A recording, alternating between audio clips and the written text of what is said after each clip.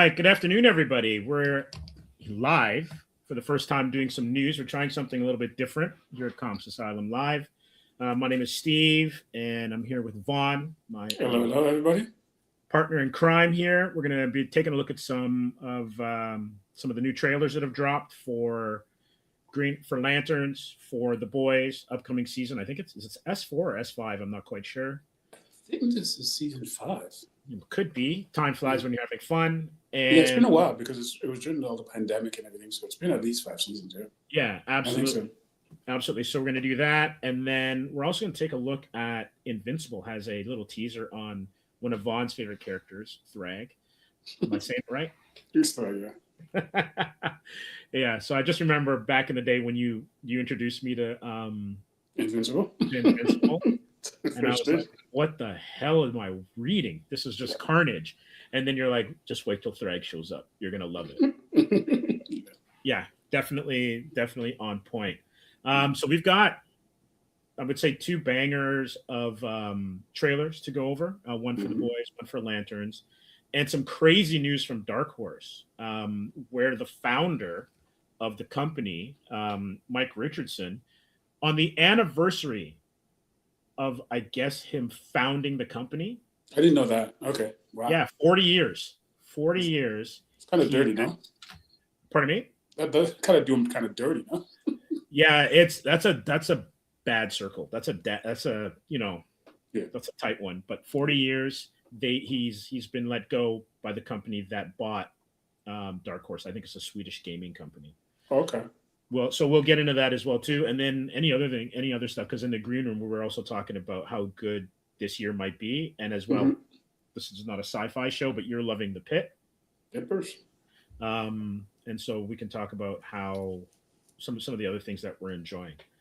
So up first, we're going to take a look at The Boys. What are your thoughts on The Boys so far, and any of their spin-offs? What are you having fun with or not having fun with? I enjoyed watching the trailer. Now the thing is going to be see how they land it compared to how the comic book finished, right? Which I totally understand they'll have to change it to a pretty large degree. Even going into this season, they changed quite a bit. So I think really, like anything, you'll realize that, the people that have read the Boys books, so I think it was pretty much after season 1 and season 2, it started diverting from the actual comics, vice versa. Same thing with Walking Dead. I mean, I think Walking Dead stayed pretty good up until the end. Actually, they're probably worse. I think by the end of season 1, they started diverting pretty decently, I think. Right? So that'll be interesting. But I'm looking forward to it. Right? Yeah, it's one of those ones where it's a weird show because like it diverges a lot from the source material in some ways. And I guess because it's not, let me get my mic a little closer. Because it's not, I would say like as much into the zeitgeist, the comic book zeitgeist as like say a DC character like Wonder Woman, or we'll get into Green Lanterns later. Yeah. People don't freak out about things that have changed because there's a lot of race swapping and whatnot in The Boys. But man, it's good. Yeah. And it's up there. There's something about Prime. Prime must have like an unlimited supply of blood when it comes to either animating it or CGIing it, because both Invincible and The Boys, they do not go lightly on the blood at all. No, they love their red, right? So yeah. So because we don't want to get any copyright strikes, we're just going to go through the trailers, taking a look at the photos, at some stills. Yeah. And then you can give me your comments on what you think and go from there. So let's take a look at The Boys. Yeah, so they're really trying to like the God complex that this character is going through, like like his journey is really interesting. So they are pulling some stuff from the books as to him in the White House. Yes. At the end of this trailer and all that kind of stuff. So they are pulling heavily with some of that stuff, but the way that they ended the book, I don't think they'll do the same thing. No, I can't see them going that way either, personally. But I think some of the parts of it that they're being pretty consistent on some things, and I mean that's just the subject of it all. They have to divert on some of the other storylines to set up some of these other things, and that's where it's kind of laying to. So I don't knock it. And going back to what you were saying about, because it's not in the general superhero zeitgeist of everybody, Batman's sacred to me or Superman's sacred to me, he can't do this or they can't do that. This is a I would say, as a writer, I don't know any of these guys, but I would say if they're writing the show, they're probably having a heyday because they don't have to adhere so stringent to the actual content, right? And what you have to do to, based on the influence of the inner circles or just the fan base, right? More so the fan base getting upset with you, right? Because it's pretty loose in regards to, I mean, I would bet you there would be probably a 40-60% of people that probably generally read comics when this show came out, still hadn't read this as a comic book, right? Yeah. Before the show came out, right? So no, that's a good call. Right. So it gives a lot of leeway. Yeah, definitely. So things kind of take off and continue from what we saw at the end of the last season. This scene in the trailer had him riding in on a hammerhead shark. The hammerhead shark, yeah. That's boss level. Yeah. Boss level. So I know he's kind of like the punch. He's the punchline and the punching bag of the group. But you know, he's had some moments that I've actually pretty much enjoyed in the show. I've actually really enjoyed his character arc. From season 1 onwards, where like he was kind of the pseudo asshole, not pseudo, he's the asshole, and then he's kind of come. Yeah, they're all still, you know, but he's kind of come a long way as a character because for a while he was just kind of the character that you kind of use to move story beats forward in a lot of ways, right? Yeah. And now he's taking up some of them his own as well too. So it'll be interesting. Yeah, no, see how they wrap up his story for sure. For sure. Yeah. And then Jensen Ackles, he's back. Mm-hmm. It's going to be fun to see how they interact. They have a very interesting moment here because Homelander has mommy issues and daddy issues. Mm-hmm. And man, their lines, or at least his line, Ackles' lines in this section, in this part of the trailer, had me on the floor. Oh yeah, that's pretty good. I love how he puts him in his own Homelander t-shirt. You recognize that too. Like it's just like the ego on this guy. God damn. Yeah, absolutely, for sure. The ego on this guy. Right, and then we got some of the Gen V characters. So they're bringing him into the final season, which is great. This is good, yeah. Like, because actually I haven't watched Gen V at all. Some people say it's pretty good. Give it a watch. You should give it a watch. Okay. Yeah, I know you're in your Game of Thrones spin-off section and the pit's taking up your time, but Gen V was good. Okay, for sure. I'll check it out. And then we've got the boys going at each other's necks, literally here. Butcher's kind of like not holding back at all. Yeah. And then speaking of the blood budget for CGI, there's a lot of this. There's a lot of this for sure. Yeah. And then the gang's back, Mother's Milk, and all the rest. Yeah. And there he is in white. Yeah. Pardon? So Mother's Milk, his transformation as an actor, more so on the show.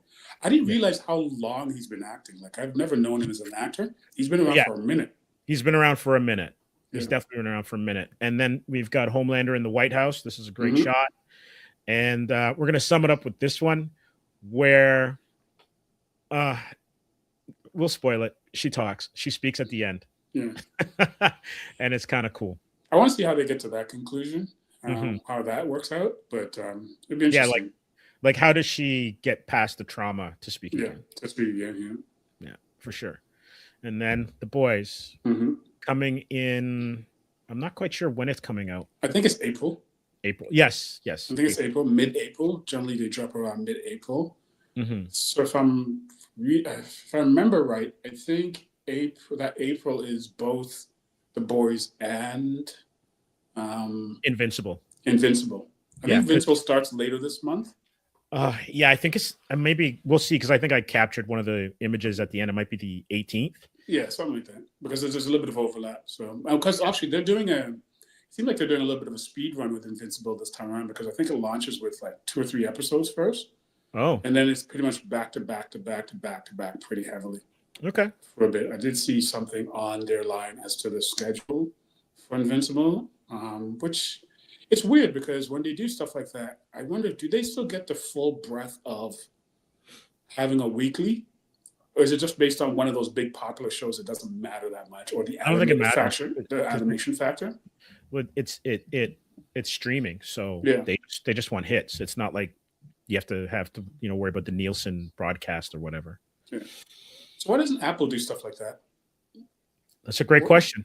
Like, what is the I think everyone's business model is different. Amazon makes so much money on other stuff, like their distribution of blankets and socks and everything else. That television might not necessarily be something that they have to play all by the same rules as everybody else. For sure. I mean, when you spent like $1 billion on a Lord of the Rings 2 seasons that tanked, that makes sense. Yeah. Yeah. And I'm sure they can find a way to write it off. Oh yeah.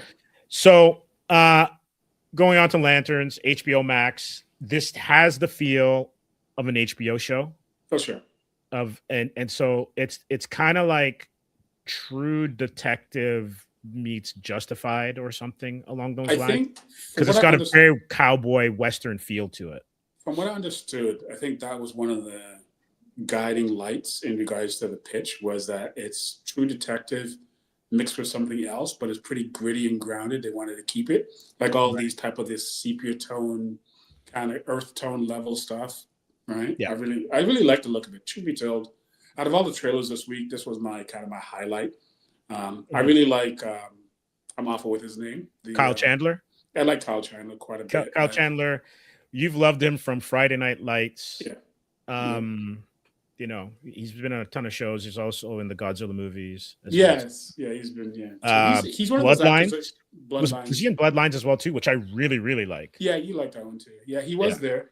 It's funny because I don't think he took a screenshot of it, but the other actor guy that plays that plays Jon Stewart. Jon Stewart. Mm-hmm. He has a run. Run. It's Tom Cruise-esque. I was gonna screen cap it, but everything's blurry in motion, right? Yeah. But he runs almost like straight up. Yeah, it's kind of stiff. Like I feel so he runs. He's a black Tom Cruise. I'm telling you right now. That's a recording. Okay. Yeah, no, because I've seen every time I see him run. I saw him run in that debut one that he did. That was a Netflix one, and he has the same. Oh, the one with Don Johnson. Yeah. Yeah, where he played the military guy. Yeah. That I like that show. I like that one too, quite a bit. And he's good. And any complaints about his coloration or whatever, just forget about it. Just watch the show, enjoy it. It's gonna be fine. Yeah. So obviously, he breaks the curse of black guys not dying or dying in a trailer. So he survived the first kind of like bit of trauma in the trailer, and that I guess was his first test. And you can see that they have, I could have died. You can see that they have like an antagonistic relationship, and you know how that's going to go. Oh, yeah, for sure. At some point, depending on how they want to or what they want to do with the Hal Jordan character, because man, there's a lot of innuendo in here. You're old. Yeah. You don't have it anymore. You've lost something off your fastball. Mm-hmm. And he's like, all right, kid. He's kind of like Han Solo meets, I don't know, Yoda in a way. And Jon Stewart's, brash, young. Yeah.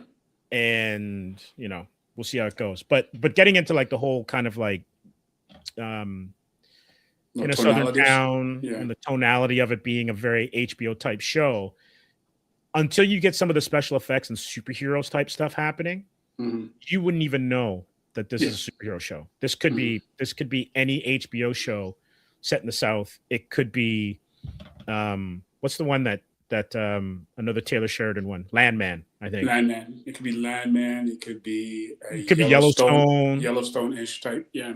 Yeah. It definitely has that feel. And then the thing that I kind of laughed about yesterday when I was talking about it with my cousin Courtney, because we went to see The Bride, went to see a preview screening of The Bride. The very fact that you've got two Green Lanterns driving around in a car. That's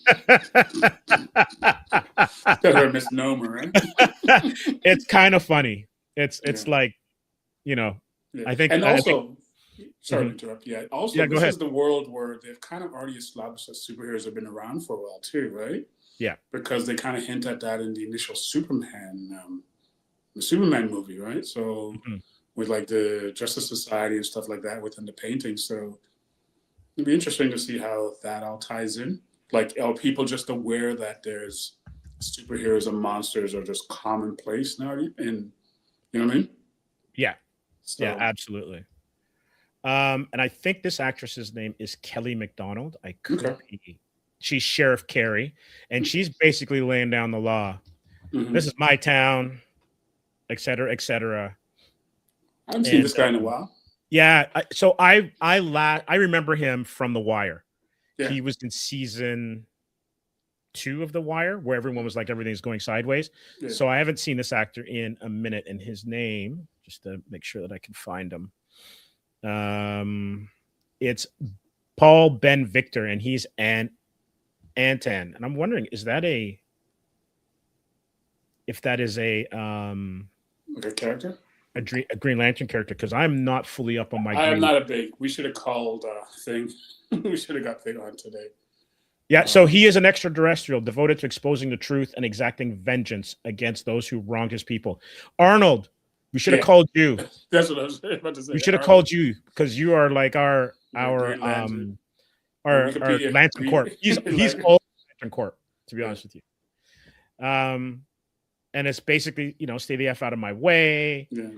And you can see all the tropes. You can see all the kind of tropes of like, you've got these two cops coming into town, don't mess around with my town.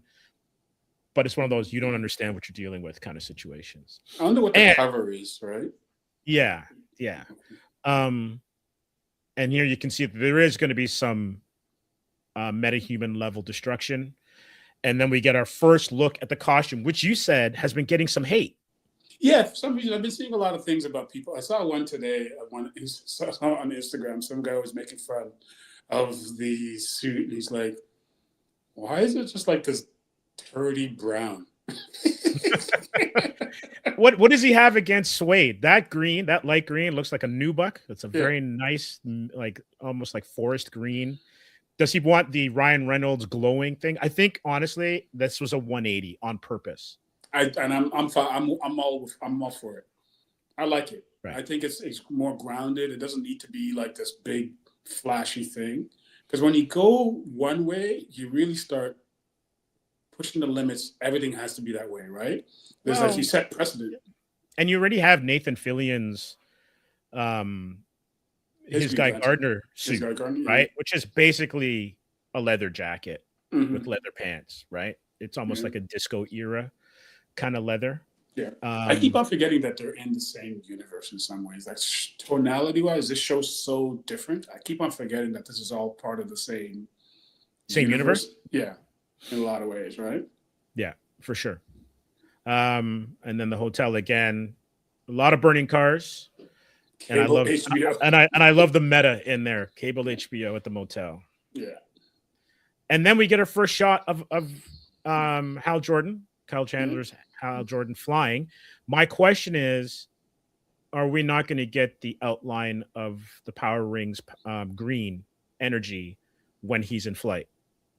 So yeah, you mentioned that before. So I could give or take if it happens or not. I think one of the things is also this trailer kind of dropped out of nowhere.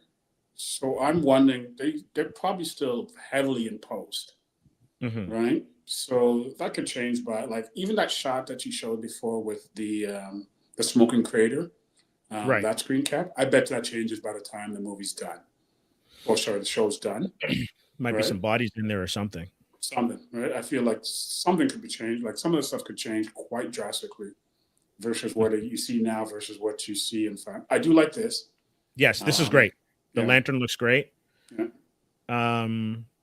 Kind of And retro feel to it, right? it is, and you know what? It kind of fits the Green Lantern outfit, to be honest Yeah. with you. Oh yeah, yeah. Like that's the thing. What I would like to know is how like where they're going to place this in the timeline of new DC continuity. You know what I mean? Mm-hmm. Is this right after Superman? Is this a little bit before Superman? And then this leads, you know what I mean? Like, where does it, like, how are we looking? Is this kind of tonality wise, is it looking like this because this is the mid 90s or 2000? Like, this could easily be like a throwback of, like, this is an earlier story before we come back caught up to present day in a lot of ways, too. You know what I mean? Because Yeah. there's no much hint as to where it stands in the place and time of this continuity, right? No, absolutely. And you're gonna get Guy Gardner in this Yeah. one. You're gonna get Sinestro is gonna be in this. So Ulrich Thompson is gonna play Sinestro. You've got some. You have an alum from The Walking Dead, Garrett Dillahunt, who he's going to be in it as William Macon. Sherman Augustus, who we've had the pleasure of interviewing a few years ago when he was on Into the Badlands. He's going to play John Senior. Aaron Pierre's John Stewart, I think, is like this series is gonna hinge on how Aaron Pierre's John Stewart and Kyle Chandler's Hal Jordan interact. Mm-hmm. I think and what kind of dynamic. Yeah, even just in the trailer alone, it's a pretty great interaction. It's like the line where he talks about he's like you're old, you're washed up, you know what I mean, you're slow, whatever, right? So there's some key stuff that's working in here that I'm eager to check out. Yeah, I'm looking forward to it too. And then this line, I'm Hal. Who are you anyway? I'm Hal Jordan, Green Lantern. So the only thing that's interesting is there's no Carol Ferris. Like there's no season 2, baby. Yeah, and so my question is, all right, so if that's the case, then that means that Hal Jordan should make it to the next one, because that's my fear. That's my fear. So if we stick on the standard HBO one of them template, and it won't be Aaron Pierre. Yeah. So Hal's gone by the penultimate episode, which is if they're doing 9 or whatever. The second last episode, he dies, and then Thing gets the ring, and so we move forward from there. So it'll be interesting to see how they do it. But if it's an HBO show, somebody has to die. Oh yeah, no, there's no way everyone in this cast is making it out. Sorry, nah, for sure. Doesn't happen. That's like a rite of passage if you have to submit an HBO script. It's like you can't have all your same stars make it through one season intact. No. Right? So, no, for sure. I gotta say, like, this is that. Just before we get into the thing, that gave me a little more faith in what's happening over there for the DC stuff outside of, because I am so right now not sure how DC outside of the comic books, which is doing great. They are hitting it out of the park with the comics. Yeah, with their Ultimate Universe stuff or whatever they're calling it. But right now the whole stuff with Netflix and everything, even though I was for not joining the thing, but I have a feeling there's going to be a lot of disruptions between now and the end of the year, because it's still like another 18 months out before they're going to close that deal if everything works out on the good end. Right? They still have to, I guess, go to the FCC and make sure that it's compliant. Compliant. They got greenlit, but I was watching some stuff the other day. They kind of know. They kind of know that the deal's going to be. They kind of know, yeah. But they also like I think their bonds just got rated as junk. Yes, junk level. And so here's a question, right? Before we head into the Thragg teaser, what does that do for the comic book company? What does that do for DC? Because yes, it's going to change how movies are made and how television's made, and obviously how news is going to be disseminated and covered. But what does that do for the comic book company? What does that do for DC? Because yes, it's going to change how movies are made and how television's made and obviously how news is going to be disseminated and covered. But what does that do for the comic book company? What does that do for DC? Because yes, it's going to change how movies are made and how television's made and obviously how news is going to be disseminated and covered. Mm-hmm. But what does that mean for DC Comics, So especially my if they're now junk bonds? my thought is I don't think it's going to influence them that much, because it's a whole different division. I think it's going to be more the movie stuff because they're not going to be able to get the same level of financing. They're going to have to Right. get higher interest rates.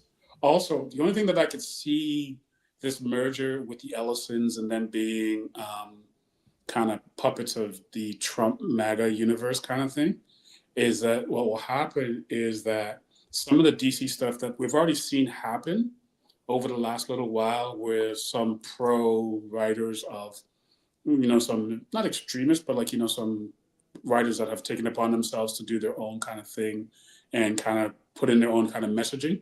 I think some of that stuff will get clamped down. They already are clamping down in that stuff, but you'll probably see a lot more of that in the sphere of influence in the DC comics, which they already have had that quite a bit. Actually, DC's had more of that than Marvel in a lot of ways. DC hires a lot of writers who are not technically in the comic book sphere that have a lot of predetermined thoughts that aren't really just comic book writers.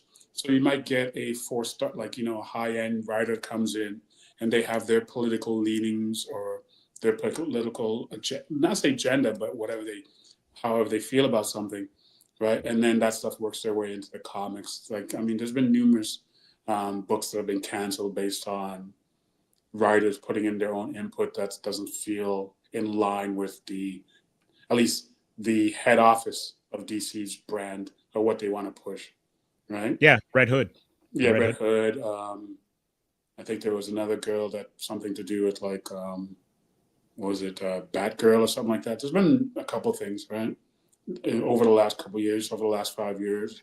So I can yeah, I think that's going to have an impact, I think, on creative teams as well as what gets published for sure. I mean, the movies, even like, there's a lot of people. I mean, I'm wondering if it's already up there, but like, people are putting up bets as to does James Gunn make it all the way through, because his political leaning, even when he was at Marvel, was in question for a long time, and then they ended up hiring him back because they outright fired him based on things that he said in the past. Things that get dredged up, right?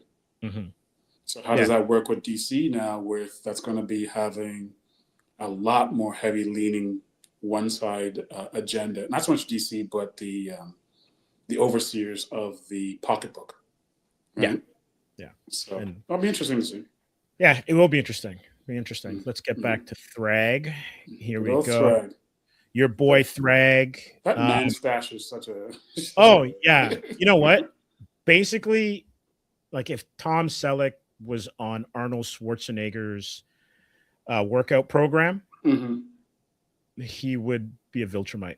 You know who he reminds me of? You remember the I think it was the villain from Commando?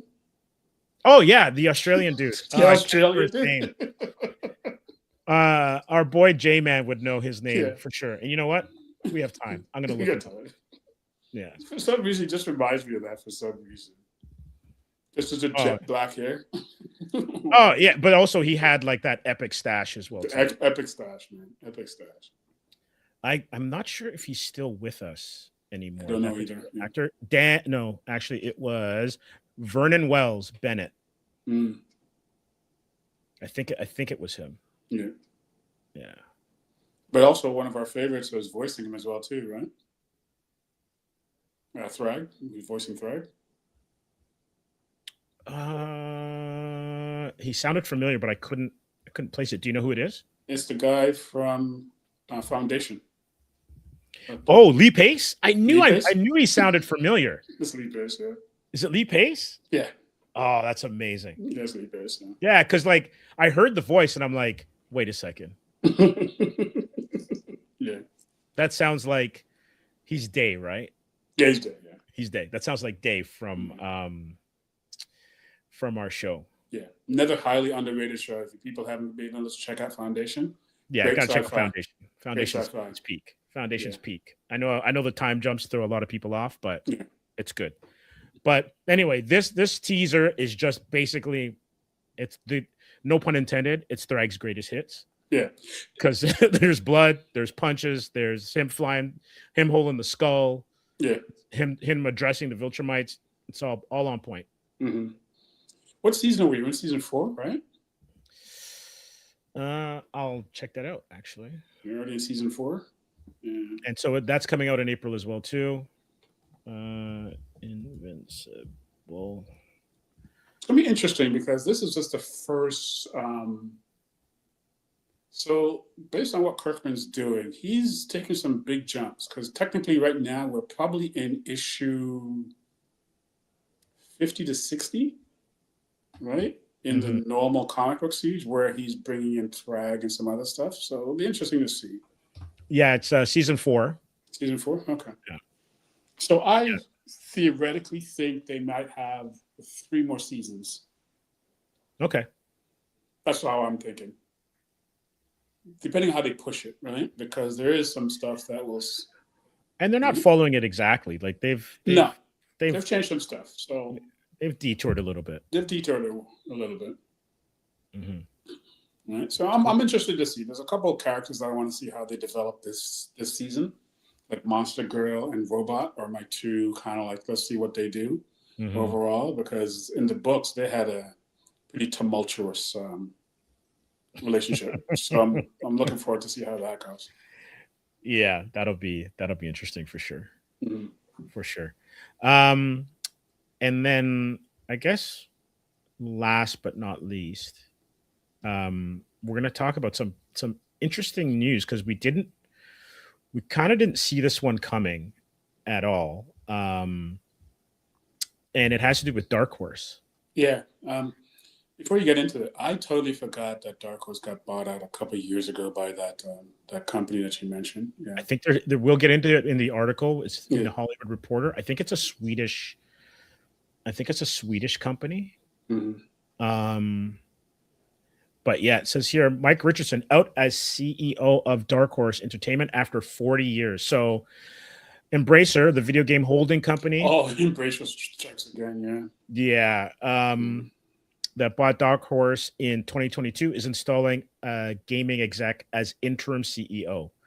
So this is breaking news. I think it hit yesterday in the Hollywood Reporter. So this Mike Richardson behind, Hellboy and Sin City and 300 was the home for Frank Miller, and for a while after he had left Marvel and DC, and then also with Mike Mignola for the Hellboy universe. And Hellboy had made a comeback this year with some new titles. You're a popular man. Sorry about that. Yeah, No worries. I'll put it on. Put it aside. Yeah, it's the phone, Grendelman. Yeah. So publisher and producer Mike Richardson is out as CEO of Dark Horse Comics, the media company he built up from a comic book store. When you think about it, though, it's a fantastic story. Fantastic run as well, too. Yeah, because I think he's like 75 or something at this point. I mean, Embracer has the money as well, too, so it's probably a good package. Hopefully to get him a good package going out the door. Yeah. Right? Yeah. So in his stead, Embracer, the video game holding company that bought Dark Horse in 22, is installing gaming exec Jay Thomas as interim CEO. As part of our long-term vision to better align Dark Horse within a more connected and forward-looking group structure, we are implementing changes to modernize the business and strengthen collaboration across publishing, games, film, merchandise, and other key areas. Embracer said in a statement sent to business partners and creators and announcing the 1-2 punch of firing and promotion. Our goal is simple: to ensure Dark Horse is positioned for sustained success while continuing to serve creators, partners, and fans at the highest level. So I wonder, before you get into that, I wonder with them saying that Embracer is notorious for acquiring a bunch of companies and just peeling it away. It's happened quite a bit in the gaming side of it. They've purchased numerous other gaming studios. So it'll be interesting, but I really want to know is does this give them a little bit leeway to, because on the opposite end of it, Dark Horse has been paring back how much stuff they're publishing. They've just been focusing, or not even focusing, they've been doubling down on their more archival content and re-releasing a lot of that stuff. So I want to see if they're going to come out with new stuff that's going to help build the brand up. Dark Horse has always had some interesting stuff coming out. Definitely. Right. So we'll see how that marketplace plays out. there's also this where I don't think that Embracer has someone who is connected to Hollywood. I certainly not this new CEO. So Mm-hmm. what's that going to do in terms of getting their properties The rights. into film? Yeah. Right? Like what does Dark Horse look like in film moving forward? Or like you said, what is their plan with the company moving forward? Yeah. Maybe Like that is the plan, because maybe they weren't pushing it enough. Because Dark Horse they've always mined for, I mean, truth be told, they're probably the first guys that mined books for movies more so than other publishers before it was popular, right? Oh yeah, and then they were huge in licensing as well too, Yeah, right? huge in Like licensing. like I'm not sure everyone remembers, but like The Mask and Time Cop are Dark Horse books that then became films. Mm-hmm. Time Cop, one of my favorite, probably my next to maybe Double Impact, one of my favorite Jean-Claude Van Damme films. But that's like those are good properties. Mm-hmm. And then obviously there's Barbed Wire that didn't do well with Pam Anderson. Yeah. But there was a time where, they were hitting pretty good. Well, even like that's the one I was trying to remember. The Umbrella Academy? Yeah. Yeah.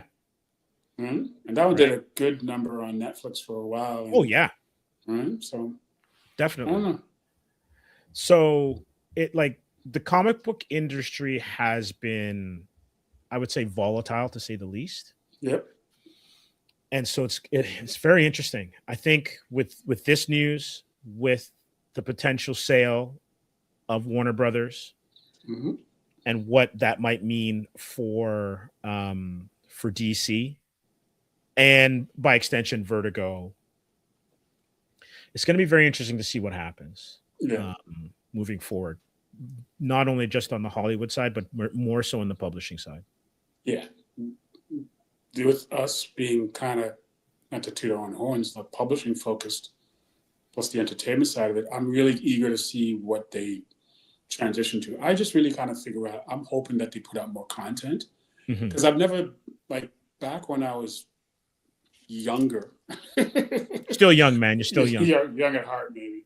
I would occasionally pick up a Dark Horse book, but I can't say, granted, I don't pick up many books now, but I wouldn't be posed to say that I walk into a comic book store and know what Dark Horse is publishing now to say that, I would put it on a pull list or anything like that, right?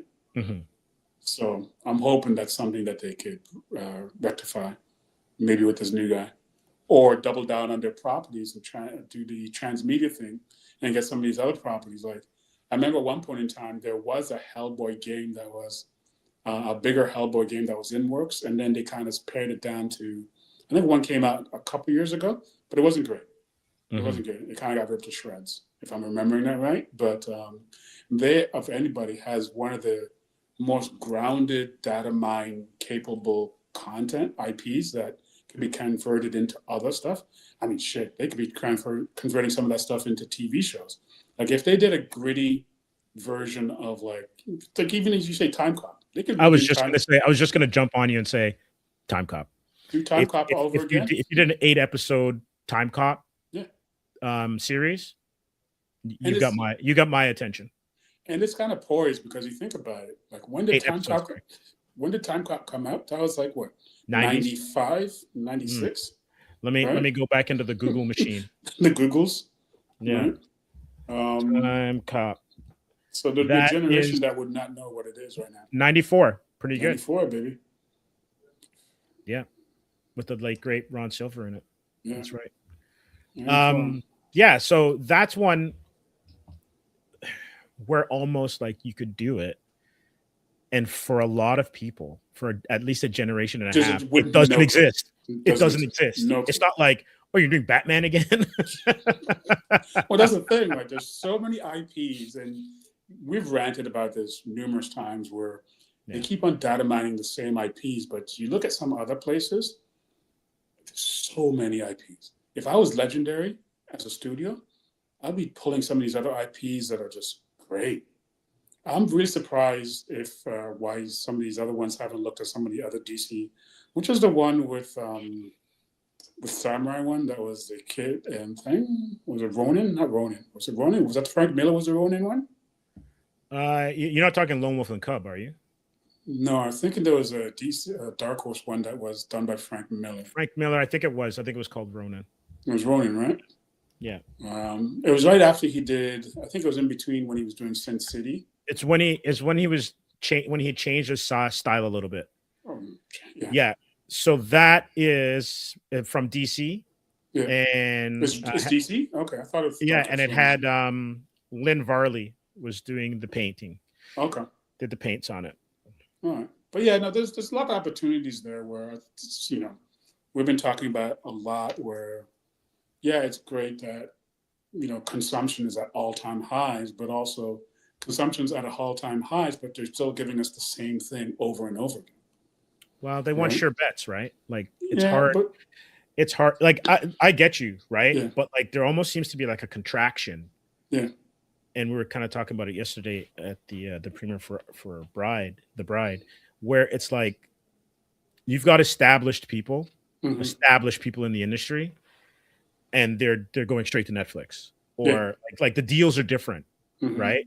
Like I know Coogler's deal is kind of, and his success with Sinners is kind of it's kind of nominal.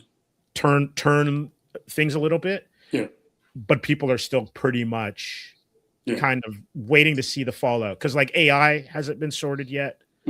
These mergers haven't been sorted yet. Like who knows what's going to look like moving forward. Yeah, for sure. I'm eager for 2026. I think, going back to what we were saying before backstage a little bit, I think this year is poised for a pretty good year, because we got, which is another one that we haven't really seen anything yet. We have Spider-Man that hasn't made any noise yet, right? And we have an Avengers movie at the end of this year. We've got like a timer or on some teaser trailers, right? Yeah, but that's about it. But which I could get that one, why they're playing that one up. I still don't know why they're not playing, why Spider-Man hasn't come out yet. That's the one that I'm thinking. But I know there was I bet you it's probably post, because there was a whole bunch of things where he got injured on set. Yeah, he got concussed. Right? And then he was out for a bit. So I don't know if it's a situation where they're trying to fix things in post or whatnot to kind of get things where it needs to be before they could do a trailer, or it's just a marketing, because the marketing windows have been shrinking as to how long before they put out a movie to see the return on. No longer are you doing, a 6 month, except for some big ones. Like, Avatar and Avengers, you could put a year out with the teaser, right? But some of these other ones, you're talking 4 to 6 months before the movie comes out. You're going to get the teaser, trailer, everything, bam, bam, bam, and then go right into it. Yeah. We were also talking about this a little bit as well too, where you would have expected something like Spider-Man: Brand New Day to get as something for the Super Bowl. Super Bowl, yeah. But maybe it's one of those cases where if it's out too early, it's also a lot of time to talk smack about it. So there's that 50-50 that you kind of got to balance, because like Supergirl, you're getting and you're getting nay in terms of like how Superman's depicted. People are liking Lobo, all that kind of stuff. So you get that, and then Daredevil is also coming out, but you haven't really heard much about that. So we'll see. We'll see how it goes. I think a lot of people are holding a lot of things close to the vest this year before they take any chances, right? Yeah, they have their deadline when they have to get stuff out, but outside of that, let's not drop anything to have the audience sway negative, right, against you, right? Let's do what we need to do and make sure we crush it, versus giving a lot of time to me. Like even the Green Lantern, it's a great trailer, but from what I understood, it was supposed to be back out last fall, and it was supposed to debut this spring as a show. It got pushed altogether, right? So it's interesting. Yeah, we'll see. Yeah, for sure. Well, that's it for our inaugural episode or stream for Comix Asylum News. We will be back next week on New Comic Book Day. So we're going to be doing this on Wednesdays, and we'll be, testing it out. Let us know how you like it in the comments. Please like and subscribe when you're watching this, and let us know. And if there's anything you want us to cover, please drop it in. Please drop it in, because we've obviously looked at trailers this time, but we're also going to be looking at indie books and also highlighting some of the Kickstarters that stand out to us in the indie scene. as part of the things, as well as comic book news. But things we picked up during the week as well too. Just kind of be more on the comic book scene going into this year overall. Yeah, for sure. So everyone who's watching, thanks for doing so. Remember to like and subscribe. And Vaughn, see you in 7. All right, man. Have a good one.